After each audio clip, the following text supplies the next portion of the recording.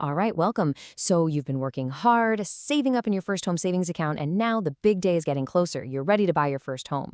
In this explainer, we are getting into the absolute key part of this whole thing, how to get your money out completely tax-free.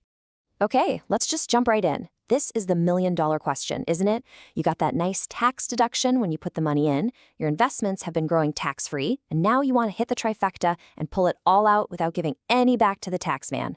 Let's make sure you nail it. When you go to take money out of your FHSA, you're basically standing at a fork in the road. On one side, you've got the qualifying withdrawal. Think of this as your golden ticket.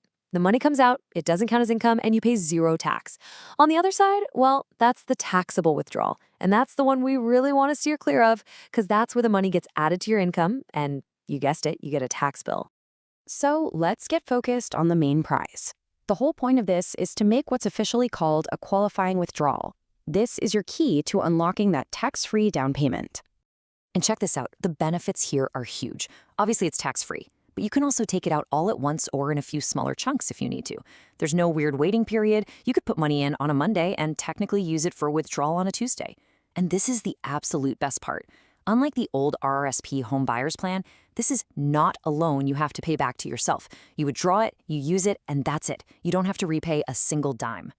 So to get that amazing tax-free withdrawal, the government has set out 6 specific conditions. The best way to think about it is like a pilot's pre-flight checklist. You've got to tick every single box, and then you're cleared for takeoff.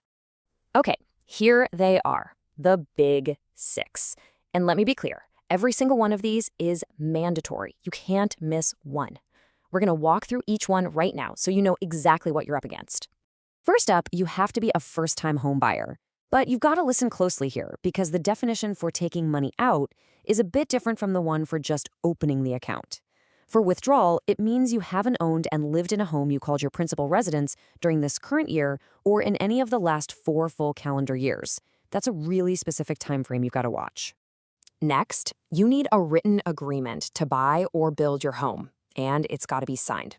A handshake deal just won't cut it. And there's a super important deadline attached to this. Your closing date has to be sometime before October 1st of the year after you make your withdrawal.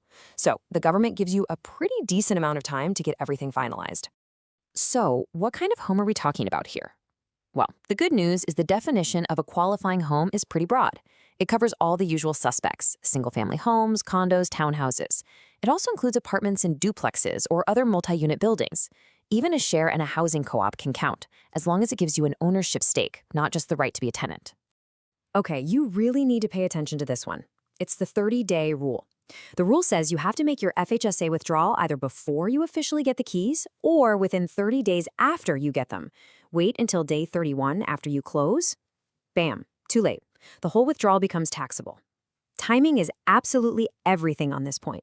The next 2 are pretty simple, actually. First, you have to be a resident of Canada the whole time between when you take the money out and when you officially acquire the home. And second, you have to genuinely intend to move in and make it your primary home within a year of buying it. And finally, the paperwork, the last little piece of the puzzle. You have to fill out Form RC-725. That's the official name. It's the request form you'll give to your bank or wherever your FHSA is held, and they'll use that to release the funds to you, tax-free. Okay. So we've got the rules down, but what does this actually look like in the real world? Let's run through a couple of super common situations that you might find yourself in. This is probably the #1 question for couples. If you've both got an FHSA, can you team up and combine your savings for one big tax-free down payment? And the answer is a huge yes. This is honestly one of the best features of the FHSA for couples. As long as you each meet all 6 of those conditions we just went through, you can both make a qualifying withdrawal for the same home.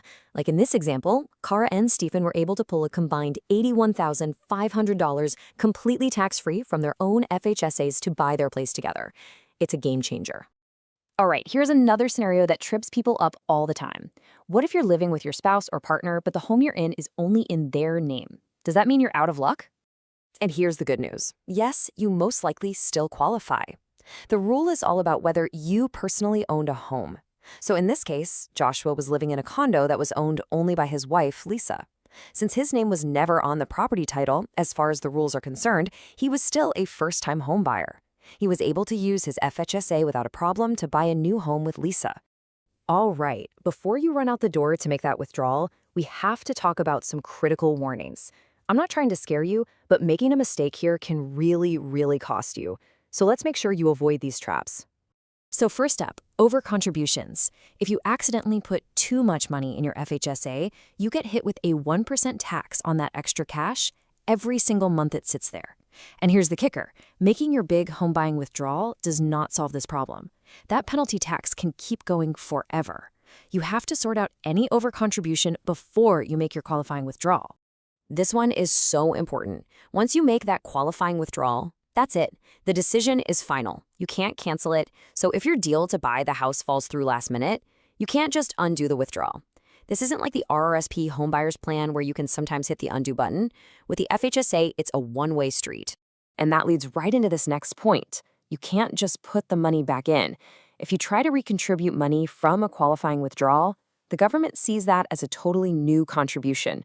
So not only do you not get a tax deduction for it, but it could easily throw you into that overcontribution mess we just talked about and trigger that nasty 1% monthly penalty. So what's the bottom line here? It's this. The responsibility to get this right is 100% on you. Your bank will process the form you hand them, but it's up to you to be absolutely sure you've met every single one of those 6 conditions. Miss even one, and that entire withdrawal flips from being tax-free to fully taxable income. But look, now you've got the playbook. You have the checklist, you've seen the real-life examples, and you know what mistakes to avoid. You know the 6 steps standing between your savings and your down payment. So the only real question left is, are you ready to go unlock that front door?